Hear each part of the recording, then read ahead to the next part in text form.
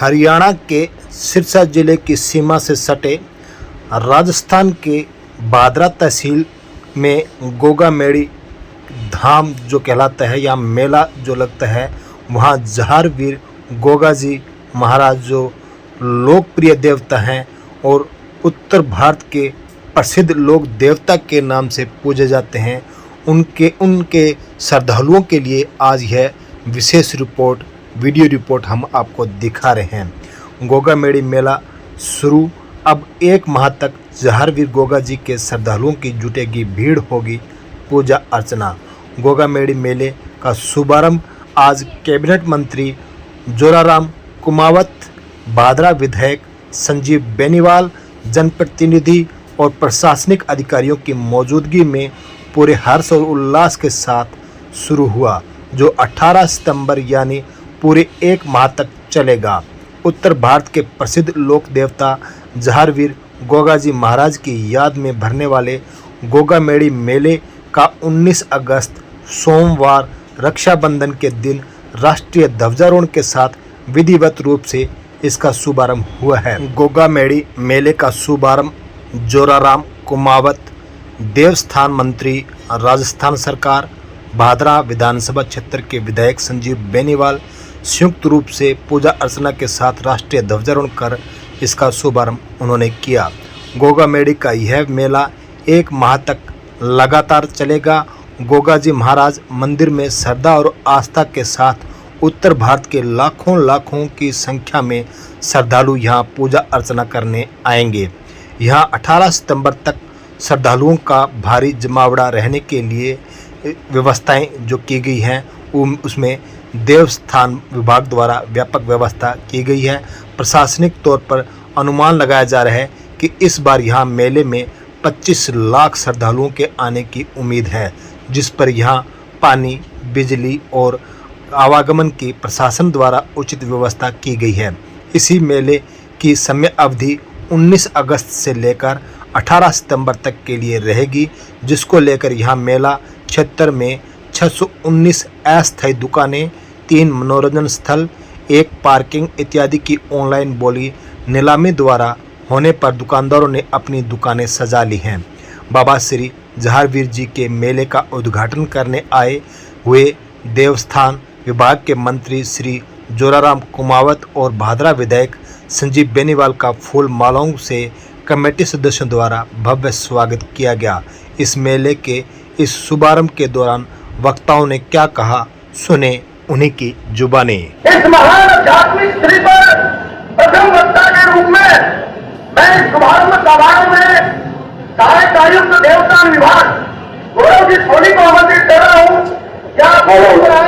अतिथियों का अभिनंदन करें और अपनी बात रखें। जोरदार तालियों के साथ सहायक आयुक्त देवस्थान विभाग श्री गौरव जी सोनी।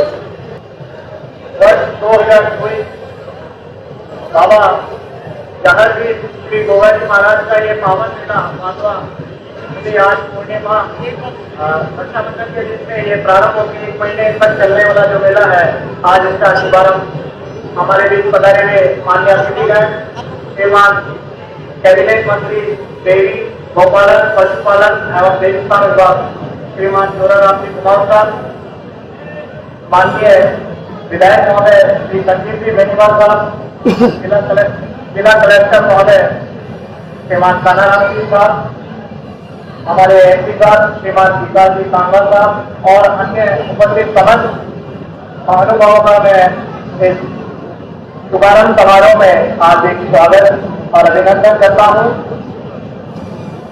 आज से शुरू होकर 1 महीने तक ये चलने वाला पावन मेला, जिसमें उत्तर भारत का सबसे बड़ा मेला होता है। पशुपालन का मेले के साथ ही देश की सांस्कृतिक विरासत को संजोए हुए यह मेला जो है उत्तर भारत का सबसे ज्यादा बड़ा मेला है और सांप्रदायिक सौहार्द का एक प्रतीक के रूप में जहारवीर गोगा जी का यह मेला आज शुरू होने जा रहा है। इसके लिए आप सभी श्रद्धालुओं का देवस्थान विभाग की तरफ से हम हार्दिक अभिनंदन स्वागत करते हैं। आप सभी पधारे हैं, उस सबके लिए बहुत बहुत धन्यवाद। मैं कार्यक्रम की अगली श्रृंखला में निवेदन करूंगा माननीय अतिथिगण को जो हमारे कार्यक्रम में इसके अनुसार पधारे। बहुत बहुत धन्यवाद। आयुक्त देवस्थान विभाग अपने आमंत्रित कर रहा हो। बहुत ही बढ़िया प्रशासनिक अधिकारी सौभाग्य से हमारे जिले की कमान संभाल रहे जिलाध्यक्ष महोदय आदरणीय सागर को बहुत ही मान सम्मान के साथ कोरोना कानून के साथ अब एक कक्षा से निवेदन विभाग में तुम्हारा को संबोधित करें।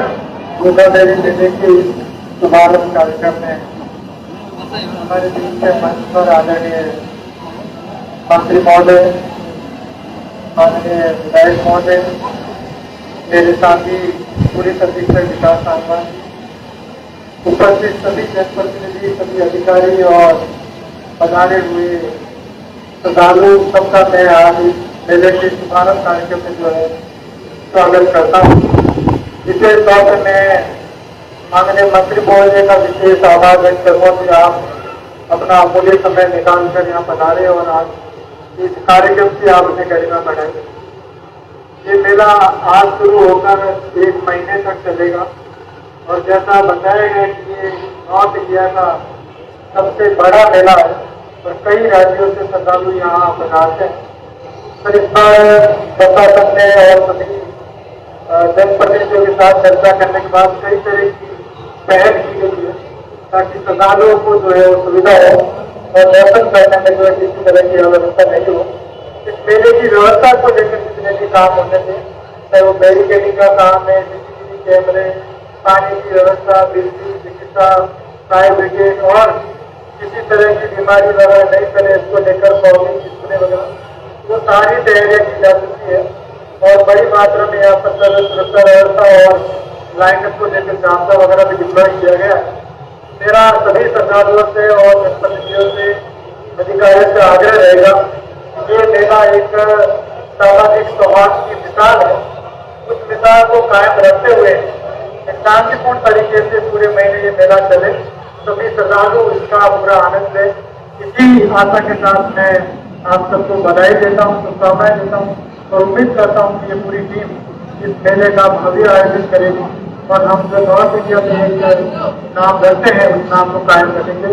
मैं पुनः माननीय मंत्री महोदय और विधायक महोदय सबका आभार करता हूँ। धन्यवाद। हमें आमंत्रित कर रहे हो हमारे जिला पुलिस अधीक्षक आदरणीय विकास सिंह सांगवान को, जो सारी व्यवस्थाएं बहुत बढ़िया तरीके से देख रहे हैं। एसपी साहब से निवेदन कि आप हमारा मार्गदर्शन करें।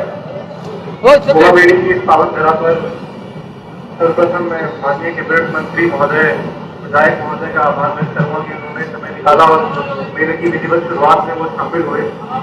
साथ ही मेरे जो आप श्रद्धालु जो यहाँ उपस्थित है, हम चाहेंगे कि उनके जो दर्शन है, दर्शन लाभ के लिए वो यहाँ एकत्रित हुए हैं, आराम से सुविधा पूर्वक जो ये व्यवस्थाएं प्रशासन और पुलिस के द्वारा दी गई है उसका लाभ उठा पाएंगे और अच्छे से दर्शन कर पाएंगे। सर हमने इस बार कई हमारी लिमिटेड मीटिंग हुई है प्रशासन की भी और पुलिस की मंदिर मैनेजमेंट के साथ, देवस्थान विभाग के साथ, और प्रयास किया है कि किस तरीके से जो श्रद्धालु मेन जो पीक डेज आएंगे उसमें व्यवस्था और बेहतर कर सके और जो भी लोग विभिन्न स्टेट से यहाँ पर आते हैं वो एक अच्छा एक्सपीरियंस यहाँ से लेके जाए। पुणे में एक बार आभार व्यक्त करूंगा सर आपसे पधारने में और धन्यवाद सर। प्रधान पंचायत समिति लोग बड़े भाई आदरणीय बहुत ही झील को क्या से आए और समुद्र आदरणीय झील साहब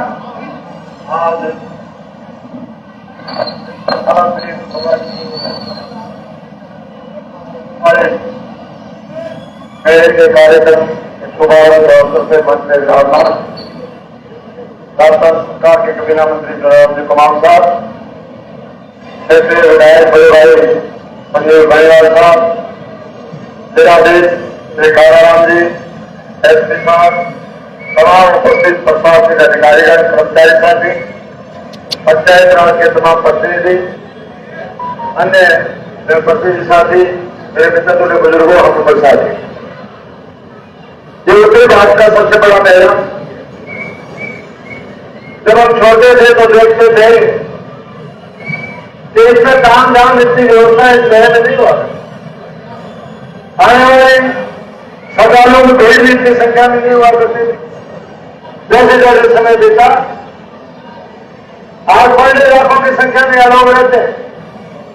जब 3 दिन सीधे जाएंगे तो यहाँ सिर छिड़कने को जगह नहीं मिलेगी।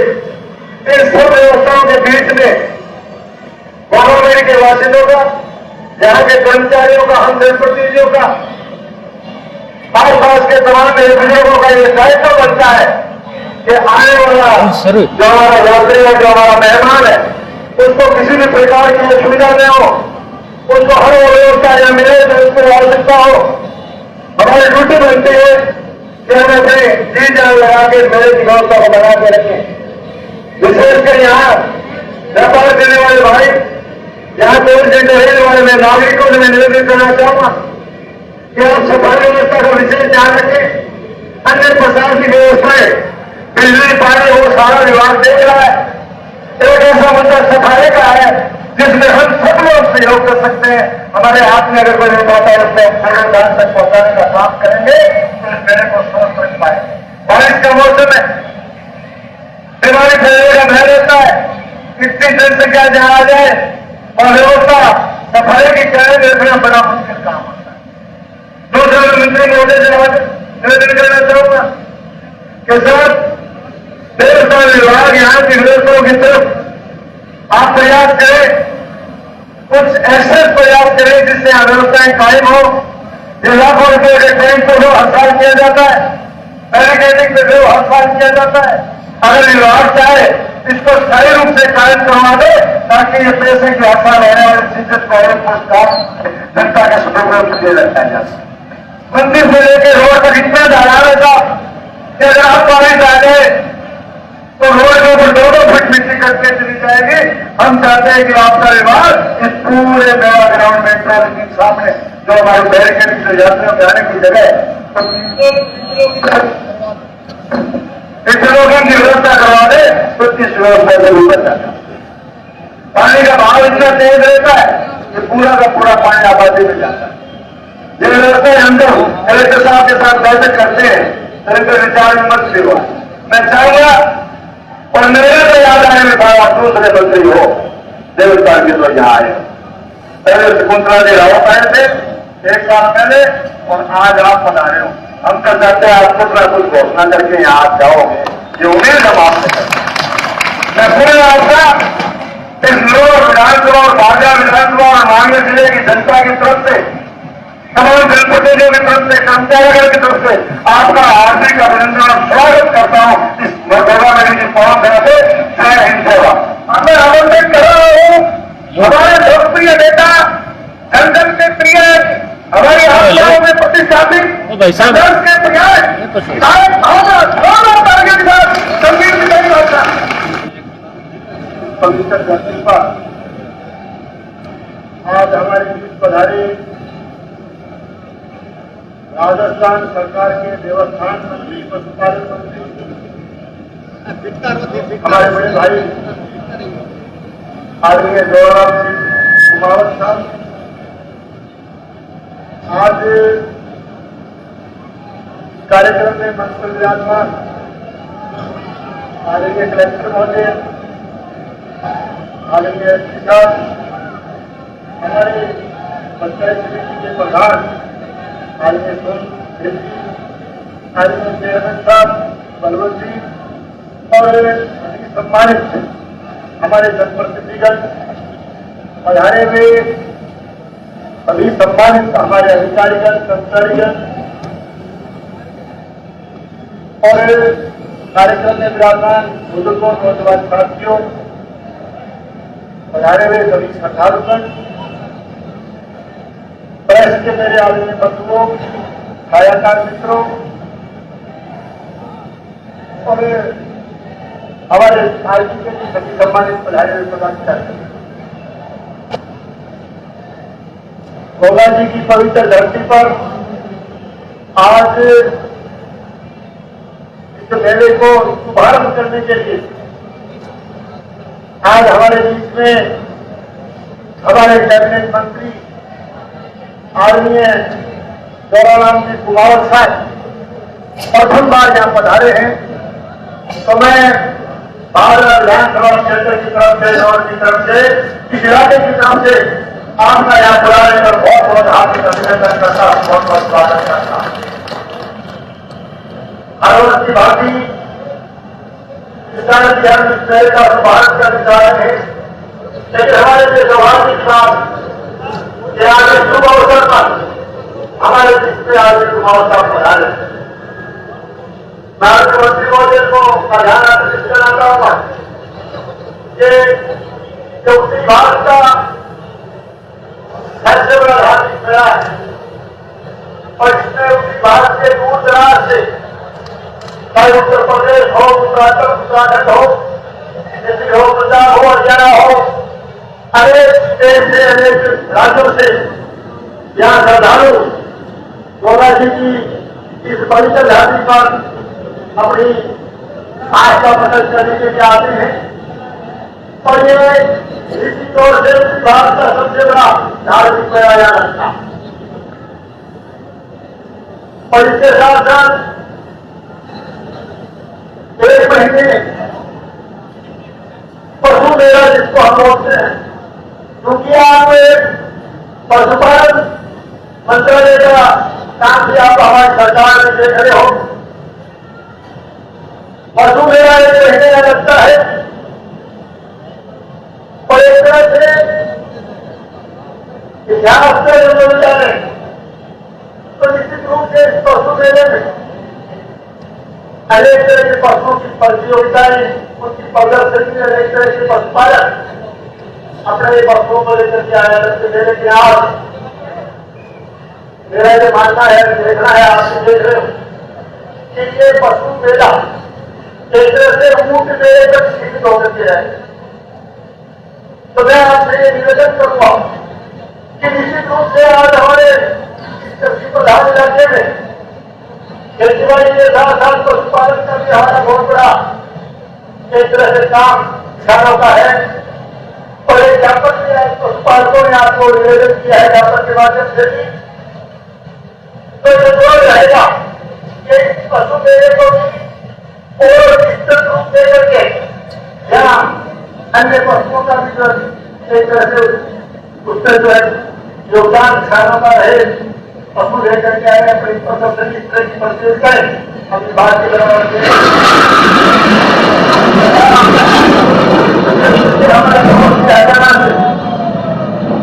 पूरा नजर की बेहतरीन जो कि अपने आप में बहुत बड़ा काम जो है जगह जगह हरियाणा में दूसरे प्रदेशों में करता है। तो इसकी तरफ भी मेरा ये निवेदन रहेगा। मैं आपसे यदि निवेदन करना चाहूंगा कि 2013 से 18 के बीच में जब हम लोग सरकार में थे तो इस गोगा जी की पवित्र धरती पर गोगा जी का जो मंदिर हमारा है उसका पुनरुद्धार एक तरह से हमारी सरकारी मुख्यमंत्री आदि वसुंधरा राजे जी के नेतृत्व में उनके मार्गदर्शन में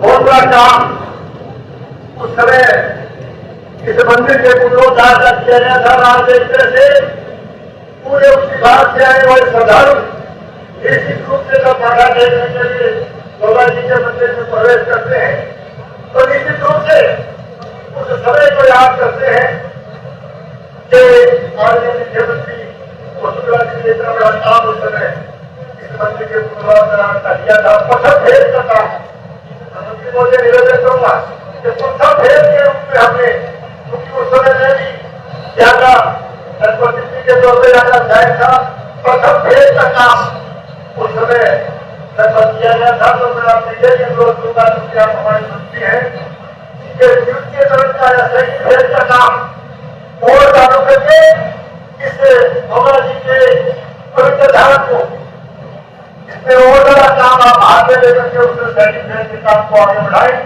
ताकि इसको और विस्तार से काम को हाथ में लिया जा सके। आज सभी हमारे क्षेत्र के जो जनप्रतिनिधि पधारे हैं, सभी महानुभाव पधारे, अभी जैसा कि कलेक्टर और एसपी साहब ने फरमाया कि निश्चित रूप से इतने बड़े मेले को जो कि महीने भर इसमें हम लोग सबका निश्चित रूप से प्रशासन बहुत अच्छा काम कर रहा है, व्यवस्था विभाग भी लगा हुआ है, सब लोग लगे हुए। मैं सभी पधारे हुए महानुभावों से, सभी नागरिकों से भी निवेदन करूंगा, इलाकावासियों से भी निवेदन करूंगा ये इतना बड़ा मेला जहाँ 50,000 से ज्यादा श्रद्धालु मेरे ख्याल से पिछली बार रिपोर्ट में हुई, इस बार और ज्यादा बढ़ेंगे। हर साल बढ़ते हैं क्योंकि श्रद्धा गोगा जी के प्रति इस बात का प्रतीक है कि निरंतर श्रद्धालु आ रहे हैं। तो मैं निवेदन करूंगा आप सबसे भी ये प्रशासन के साथ साथ हमारा प्रशासन की, पुलिस प्रशासन की व्यवस्था विभाग सब लोग तेजी से काम कर रहे हैं। मैं इसका आभार प्रकट करता हूँ, धन्यवाद देता हूँ कि इतने बड़े मेले में आपने अच्छी तरह से काम को व्यवस्था को बनाने में आप लगे हुए हो। आप लोगों का, हम सब का कर्तव्य बनता है कि आप लोग इस सहयोग, आप सबका योगदान इस इलाके वासियों का भी आप सबका बड़ा है, ताकि एक सफलतापूर्वक इस मेले को जो है एक तरह से संपन्न करवा के आप सब यहाँ पधारे। इसके लिए आप सबसे आभार प्रकट करते हुए और माननीय मंत्री महोदय का यहाँ पधारने पर फिर से अभिनंदन करते हुए मैं अपनी बात पूरी करता हूँ। आप सबको बहुत बहुत धन्यवाद देता है मंत्री महोदय भारत माता की, भारत माता की, वंदे वंदे। बोलो भोगाजी महाराज की, बोलो भोगाजी महाराज की। आज भोगाजी महाराज के इस पवित्र धाम में भोगाजी महाराज के मेले के शुभारंभ के कार्यक्रम में हमारे देश में वर्ष विराजमान हम सबके लाडले भादरा विधानसभा से 30 विधायक विधायक और लगातार समाज के अंतिम छोर पे कमजोर से कमजोर व्यक्ति बैठा है, उन व्यक्तियों की भी सेवा करने वाले लगातार जिनका परिवार भी इस क्षेत्र से जुड़ा हुआ है, उनके पिताजी, उनके दादाजी, सब लोगों ने इस क्षेत्र की सेवा की है। अभी विधायक के रूप में आप लोगों की सेवा कर रहे हैं सम्मान्य संजीव जी धन्यवाद जी। इस जिले के युवा कलेक्टर रानाराम जी, युवा एसपी विकास जी, यहाँ के प्रधान सम्माननीय और राजनीतिक भीड़,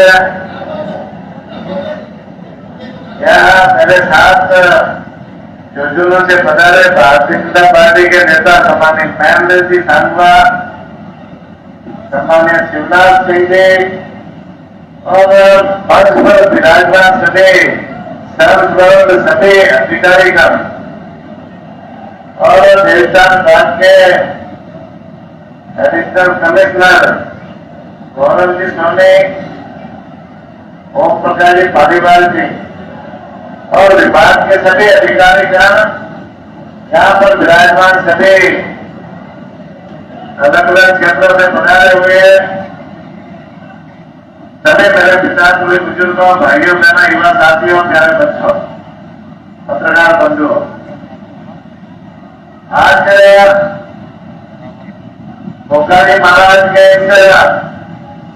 एक महीने के मेले के समारोह का कार्यक्रम यहाँ पूजा पाठ के साथ संपन्न होगा और आज से ये विशाल मेला 1 महीना तक चलेगा।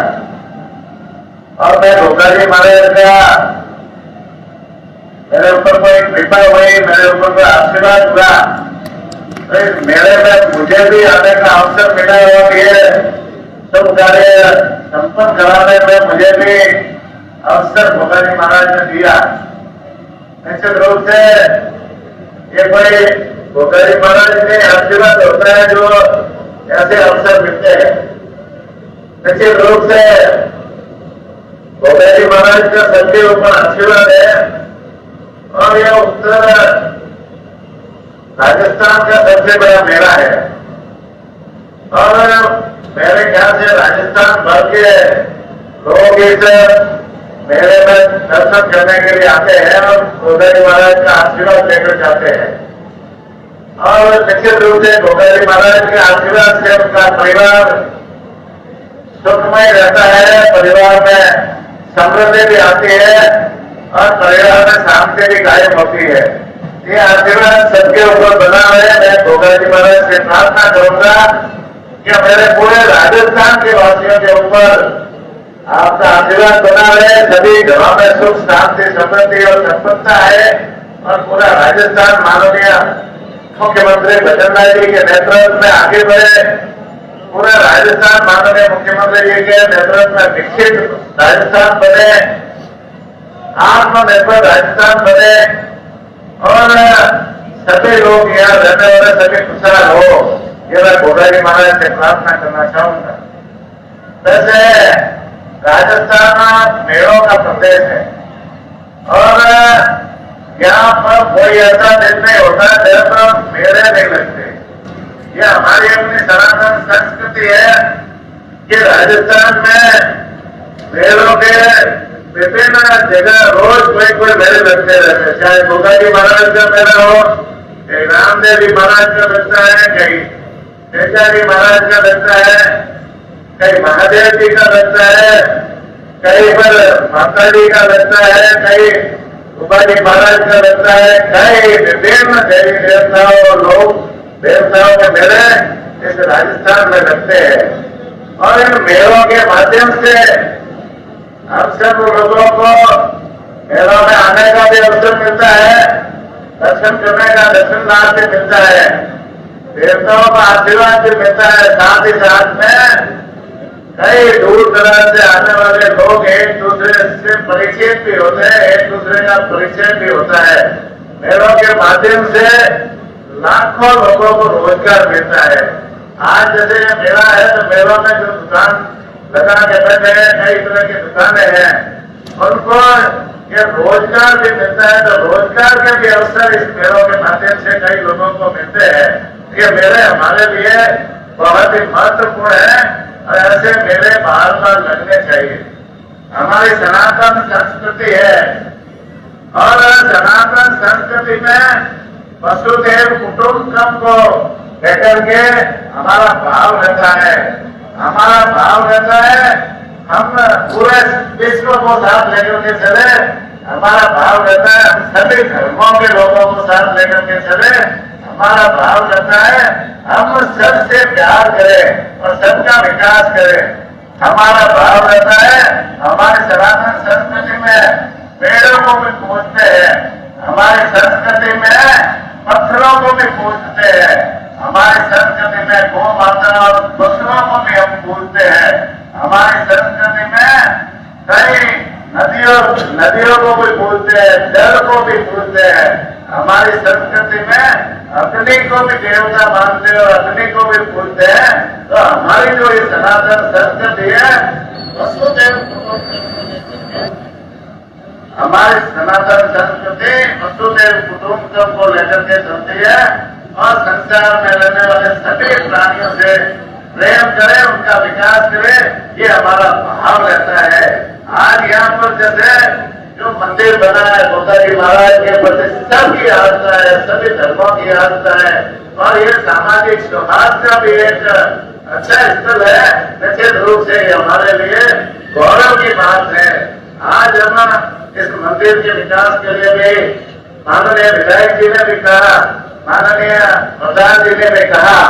पहले हमारे मुख्यमंत्री 2013 से 18 तक वसुंधरा राजे जी थे, उन्होंने यह मंदिर के विकास के लिए बहुत सारे काम कराए और मैं रक्षा विराजमान से आग्रह करूंगा कि इस मंदिर के जो स्थायी विकास के लिए, जैसे अभी विधायक जी ने बताया, प्रधान जी ने बताया कि जैसे ये जो दर्शनार्थी आते हैं, दर्शनार्थियों के लिए जैसे छाया की व्यवस्था भी टाइम लगा के की जा रही है और भी आगे जैसे बैरिकेडिंग लगा के की जाती है। इसमें अपन क्या स्थायी प्रकल्प कर सकते हैं, तो ये विभाग के अधिकारियों के साथ में बैठ करके, विधायक जी और जनप्रतिनिधियों के साथ में बैठ करके पूरा एक प्लान बना करके मुझे भेजे।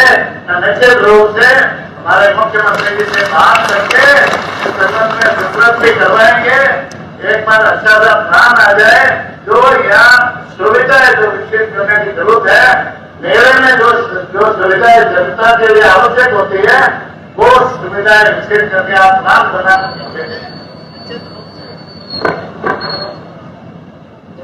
निश्चित रूप से हम हमारी सरकार हमारे मुख्यमंत्री जी के नेतृत्व में जो सरकार है उनका भाव रहता है कि हम सबके तो विकास करें। कई मंदिरों में अभी जैसे है ना कम से कम 27-28 या ज्यादा इससे भी ज्यादा मंदिरों में माननीय मुख्यमंत्री जी ने विकास के लिए घोषणाएं की है। निश्चित रूप से मंदिरों का विकास करना, सभी धर्मस्थलों का विकास करना भी हमारा ध्येय है और निश्चित रूप से हम करेंगे। इस संबंध में ये एक प्रपोजल अच्छा सा आ जाए तो हम मुख्यमंत्री जी से बात करके इसको भी स्वीकृत करवाएंगे और यहाँ और भी सुविधाएं विकसित हो, लोगों को कोई तकलीफ नहीं हो। दर्शनार्थी जो लाखों की संख्या में यहाँ आते हैं, महीने भर आते हैं, उनको बिजली, पानी, शिक्षा और सड़कों के संबंध में या सफाई की व्यवस्था के संबंध में, चिकित्सा के संबंध में कोई तरह की तकलीफ नहीं हो। ये हम आगे आने वाले समय में प्रयास करेंगे। अभी वर्तमान में साहब से आग्रह है कि किसी तरह के यहाँ दर्शनार्थी जो आते हैं उनको किसी तरह की तकलीफ न हो, उनके लिए समुचित व्यवस्था पानी की हो, साफ सफाई की हो या चिकित्सा की सुविधा भी पर्याप्त मात्रा में हो और कोई तरह की तकलीफ नहीं हो। कानून व्यवस्था पूरी तरह से उत्तेज रहे, आने वाले यहाँ किसी व्यक्ति को किसी तरह की तकलीफ न हो, ये व्यवस्था कायम करे। और ये मेला 1 महीने भर चलता है, बहुत लंबा मेला होता है, 1 दिन का मेला नहीं होता। और मेले में जो देवस्थान विभाग के अधिकारी लगे हुए हैं, मैं इनको भी कहना चाहूंगा कि पूरी टीम यहाँ लगी रहे और आर्थिक रूप से कोई तकलीफ नहीं आए। भाई मेले में सारी व्यवस्था है, पूरा का पूरा खर्चा देवस्थान विभाग करता है, सारे जन प्रतिनिधियों के सहयोग से और पूरे प्रशासन के सहयोग से सबकी राय होती है, राय के अनुसार व्यवस्था की जाती है। पूरा का पूरा ये देवस्थान 3 करोड़ के आसपास खर्चा होता होगा करीबन, तो ये पूरा खर्चा देवस्थान विभाग करता है। तो इसमें खर्चे में कोई कमी नहीं है, खर्चा तो पूरा देवस्थान विभाग मिलेगा। लेकिन जनता को कोई तकलीफ न हो, वो सुविधाएं व्यवस्थित ढंग से सबको मिले, ये प्रशासन की जिम्मेदारी है। प्रशासन पूरा मुस्तैद रह करके 1 महीने तक लोगों को सुविधाएं दे और किसी तरह की तकलीफ नहीं हो।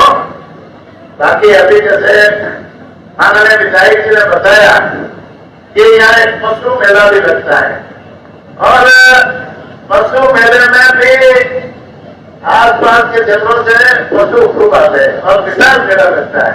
अभी इन्होंने एक पीढ़ा भी बताई कि उसमें पशु मेले में ऊंट ज्यादा आते हैं, तो ऊंट भी इस क्षेत्र में ज्यादा है, इसलिए ज्यादा ऊंट आते होंगे। लेकिन फैसला भी है, विशेष रूप से आप मीटिंग करें जनप्रतिनिधियों की मेले से पहले और पशुपालन विभाग के डायरेक्टर भी बैठे हैं और किसी अधिकारी को भेजना तो मैं वहां से भिजवाऊंगा। लेकिन पशु मेला व्यवस्थित ढंग से लगे, उसमें सारे पशु आए और उनकी खरीद फरोख्त है, जैसे लोगों की पसंद के पशु उनको यहाँ से मिल जाए, खेती के लिए मिल जाए, पशुपालन के लिए मिल जाए, दुधारू पशु है तो वो भी मिल जाए। ये सारी व्यवस्था उस पशु मेले में आने वाले समय में करवानी है। और निश्चित रूप से पशु मेले हमारी सरकार, हमारे मुख्यमंत्री जी का ये मंशा है कि राजस्थान भर में पशुपालन एक ऐसा व्यवसाय है कि किसानी के बाद में, खेती के बाद में दूसरे नंबर पर रोजगार का सबसे बड़ा साधन है ये पशुपालन है।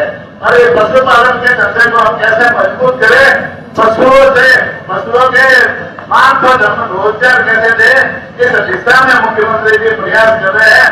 अभी माननीय मुख्यमंत्री जी ने पशुओं के संबंध में बहुत सारी घोषणाएं विधानसभा में की है।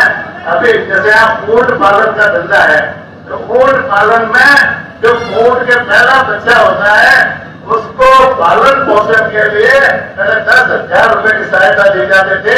माननीय मुख्यमंत्री जी ने उसे डबल करके 20,000 करने की घोषणा की है। अब पहला बच्चा ऊंट के होगा उसे 20,000 रुपए की राशि अनुदान के रूप में राज्य सरकार देगी। इसी तरह से पहले पशुओं का कोई बीमा नहीं होता था, जो पशु है ना, चाहे वो ऊंट हो गए, भैंस हो गए, बकरी हो गए, घोड़ा हो गए, तथा किसी का बीमा नहीं होता था।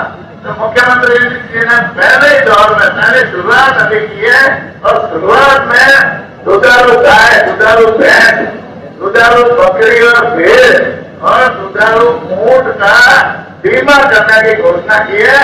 और अभी ये जैसे बजट सत्र खत्म हो गया, अभी योजना पर अमल करेंगे। इन पशुओं का टोटल 21 लाख पशुओं का, 5 लाख भैंस का, 5 लाख गाय का, 5 लाख भेड़ बकरी भेड़ का, 5 लाख बकरी का और 1 लाख ऊंट का बीमा हम करेंगे। और जब कभी भी कोई पशु की बीमाधारी पशु की मृत्यु होगी तो सरकार निर्धारित रकम तय करेगी, वो राशि क्लेम के रूप में उनको पशु पालकों को मिलेगी। तो ये सुविधा भी हम आने वाले समय में देंगे। इसी तरह से और भी एक गोपालक कार्ड बनाएंगे, और गोपालक कार्ड के मार्फत पशुओं का बीमा होगा। और गोपालक कार्ड के मार्फत गोपालक कार्ड के मार्फत बैंक से यदि कोई नए पशु खरीदने के लिए लोन लेगा तो 1 लाख तक का लोन बिना ब्याज से बैंक से मिलेगा। तो इससे भी पशुपालकों को मदद मिलेगी। इस तरह से पशुपालन के संबंध में माननीय मुख्यमंत्री जी ने बहुत सारी घोषणा की है।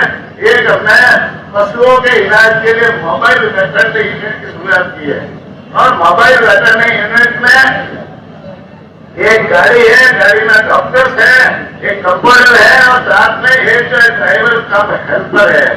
ये गाड़ी उसमें दवाइयां भी है।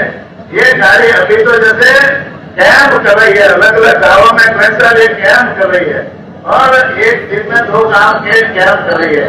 लेकिन अभी जैसे उसका कॉल सेंटर खुलने वाला है, कॉल सेंटर खुलते ही 1962 नंबर पर आप कॉल करोगे तो वो गाड़ी पशुपालक के घर जाकर इलाज करने का काम करेगी। जिस तरह से हेल्थ में करते हैं 108 मोबाइल पे हम फोन करते हैं, तो 108 मोबाइल स्थिति कहीं के डिलीवरी की महिला पीड़ित है तो उनके घर जाती है, कहीं एक्सीडेंट हुआ है तो उनको पेशेंट को हॉस्पिटल पहुंचाने का काम कर रही है। इसी तरह पर ये पशुपालन मोबाइल वेटरनरी यूनिट है। आप फोन करोगे पशुपालक 1962 पर तो पशुपालक के घर जाकर के इलाज करने का काम करेगी।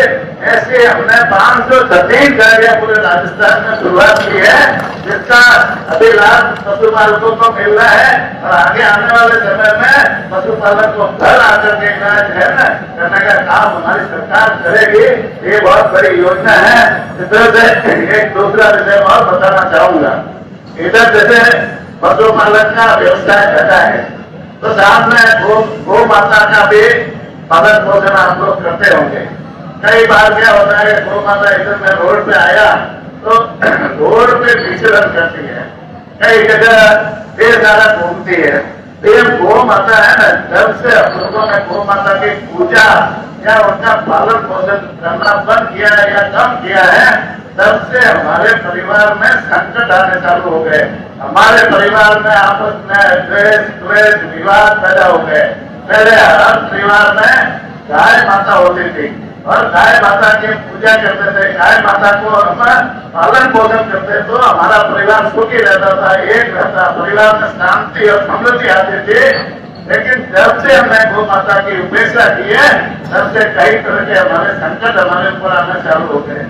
तो मैं आप लोगों से आग्रह करना चाहूंगा कि भाई हर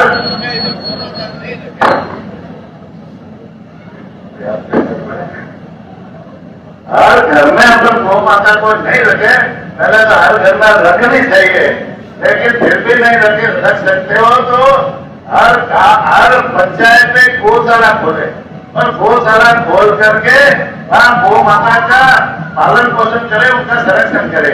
हमारी सरकार की तरफ से बहुत सारी योजनाएं चलती है। पहले जो गौ माता चल रही है, गौशाला चल रही है, उनके विकास के लिए हम 9 लाख रुपए विकास के लिए देते हैं। 1 लाख रुपए गौशाला वाले जमा कराते हैं तो 9 लाख रुपया विकास के लिए हमारा गोपालन विभाग देता है। वहाँ टीन सेट बनाओ, खेली बनाओ या गोदाम बनाओ, इस तरह की योजना के लिए देते हैं। और पंचायत स्तर पर जहाँ पर गौशाला नहीं है, उन पंचायतों में नई गौशाला खोलने पर एक संस्था बनानी होती है संस्था बना करके रजिस्टर करनी होती है। रजिस्टर करने के बाद में हमारे वेबसाइट पर उसको आवेदन करना पड़ता है। नक्शा भी यहाँ भी आवेदन कर सकते हैं, पशुपालन विभाग में भी कर सकते हैं। वो करने के बाद में गौशाला शुरू करो। शुरू करने के बाद में 10 लाख रुपए यदि वो संस्था जमा कराती है तो 90 लाख रुपए हमारा विभाग देता है। गौशाला के निर्माण में 1 करोड़ में बहुत बढ़िया गौशाला हो जाती है। इसी तरह से पंचायत समिति स्तर पर नंदीशाला खोलने की योजना है। उसमें 1,56,00,000 रुपए 1,56,00,000 रुपए की राशि मिलती है। 10% राशि संस्था वालों को जमा करानी होती है। इसमें भी कलेक्टर जैसे कोई या पंचायत समिति स्तर पर कोई गौशाला बनती हो बाकी हो तो किसी न किसी संस्था को आगे ला करके वो गौशाला नंदीशाला खुलाए, जिससे आने वाले समय में उसका लाभ भी मिले। अभी माननीय मुख्यमंत्री जी ने गायों को हम जो अनुदान देते हैं 9 महीने का अनुदान देते हैं, और जो बीमार गाय है या जो विकलांग गाय है उनको हम 12 महीने का अनुदान देते हैं। और नंदीशाला में नंदियों के लिए हम 12 महीने का अनुदान देते हैं। तो गायों के अनुदान में मुख्यमंत्री जी ने 10% बढ़ोतरी करके अभी घोषणा की है। 10% बढ़ा करके आने वाले समय में गायों का अनुदान आएगा। तो हमारी सरकार गायों को बचाने के लिए भी, उनके संरक्षण के लिए भी काम कर रही है। निश्चित रूप से बहुत सारी राजस्थान सरकार की जो पशुपालन को बढ़ावा देने के लिए और बहुत सारी योजना संचालित है, उनका लाभ भी हमारी जो पोर्टल है, वेबसाइट पोर्टल है, उनके ऊपर देख सकते हैं। देवस्थान विभाग से एक योजना और चलती है, वो है सीनियर सिटीजन को यात्रा कराते। वरिष्ठ नागरिक जो 60 साल से ऊपर है उन लोगों को हम लोग, हमारा देवस्थान विभाग यात्रा कराता है, चाहे वो रामेश्वरम हो, अयोध्या हो, क्या नाम काशी हो, इस तरह से हरिद्वार हो, इस तरह से बहुत सारे तीर्थ है जिनकी यात्रा कराते हैं। वेबसाइट अभी खुलेगी गौरव जी, 15 दिन के लिए वो वेबसाइट खुलेगी, उसमें आप आवेदन कर सकते हैं। आवेदन करने के बाद में आपका जब नंबर आएगा तो आपको नजदीक के रेलवे स्टेशन पर बुलाएंगे और उस रेल के मार्फत आपको बिना पैसे निःशुल्क यात्रा हमारा विभाग है बड़े बड़े तीर्थ स्थानों की कराएगा। और उसमें खाना पीना पूरा का पूरा देवस्थान विभाग वहन करेगा। एक पैसा भी आपको घर से जेब से खर्च करने की जरूरत नहीं है, पूरा कराएगा। और साथ में हवाई यात्रा भी है। पशुपतिनाथ जो नेपाल में है, उस पशुपतिनाथ के दर्शन के लिए हवाई जहाज से जयपुर से यात्रा करेंगे। कोई हवाई जहाज से भी 60 साल से ऊपर वाला यात्री करना चाहे तो वो भी उस पोर्टल पे आवेदन कर सकता है। वहां भी वो निःशुल्क यात्रा, एक पैसा भी उनको खर्च करने की जरूरत नहीं है।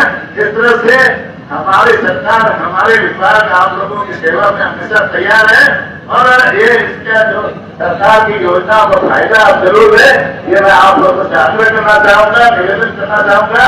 बोला मैं जिला प्रशासन को और देवस्थान विभाग के सभी अधिकारियों को, प्रशासन को धन्यवाद देना चाहूंगा कि आपने ये कार्यक्रम अच्छा करवाया। और 1 महीने तक आप अपने पैरों पर खड़े रहे, आप आराम नहीं करें, सरकार आराम नहीं करती है, आप भी आराम नहीं करें। 1 महीने तक इन लोगों की पूरी सेवा दे, यही मैं निवेदन करना चाहूंगा। बहुत बहुत धन्यवाद। जय हिंद, जय भारत। हमारे यहाँ लाखों की संख्या में श्रद्धालु 1 महीने का मेला चलता है, उसमें आते हैं और गोगा जी महाराज का आशीर्वाद लेकर जाते हैं।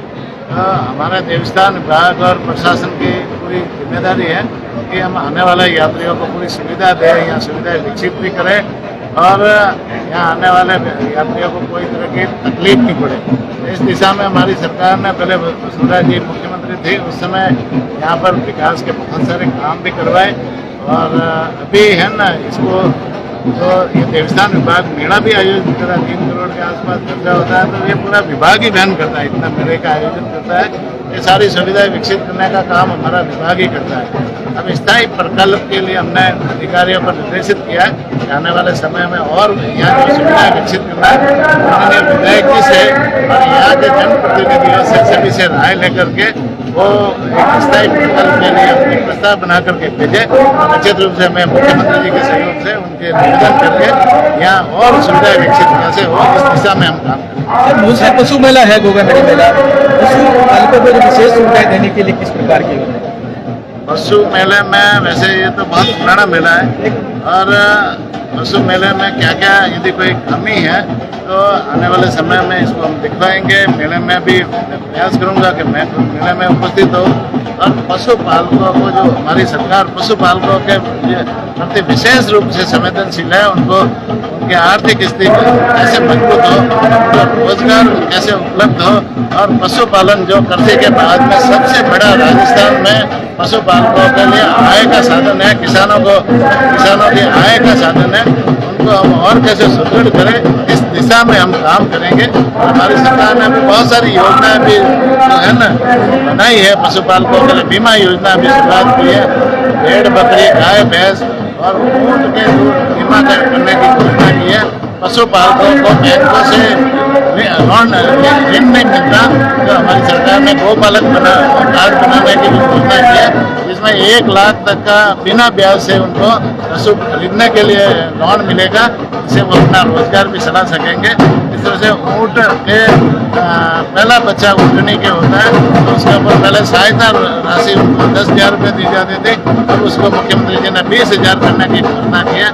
पशुओं के इलाज के लिए भी हमने पूरे राजस्थान में 536 मोबाइल वेटरनरी यूनिट की शुरुआत की है, जो पशुपालक के घर जाकर के इलाज करने का काम करेगी। इस तरह से हमारे प्रधानमंत्री माननीय नरेंद्र मोदी जी और मुख्यमंत्री जी माननीय भजन लाल जी की मंशा है कि पशुपालकों को हम कैसे मजबूत करें, किसानों को हम कैसे मजबूत करें, इस दिशा में सरकार काम कर रही है। आने वाले समय में और काम। सर, वैसे आपको विधायक महोदय ने भी अवगत कराया था, भादरा में कई गाँव में पशुओं की मौत हुई थी, हजारों की संख्या में। सर ने भी आपको अवगत कराया था, कब तक उनका कुछ कोई पशुपालकों पहले पशुपालकों के बीमा की योजना नहीं, इसलिए पशुपालक मनुष्य के भी जैसे मौत होती है और जिसका बीमा होता है उसको बीमा क्लेम भी मिलता है। इसी तरह से मुख्यमंत्री जी ने बीमा योजना की शुरुआत की है। आने वाले समय में पशुपालक अपने पशुओं का बीमा कराएंगे और ऐसी आकस्मिक मौत, चाहे दुर्घटना में हो, चाहे जहरीली घास खाने से हो या अन्य कोई है न तरह की मौत है, आपदा से हो, अतिवृष्टि से हो, तो उनको वो मुआवजा राशि मिलेगी। Thank you.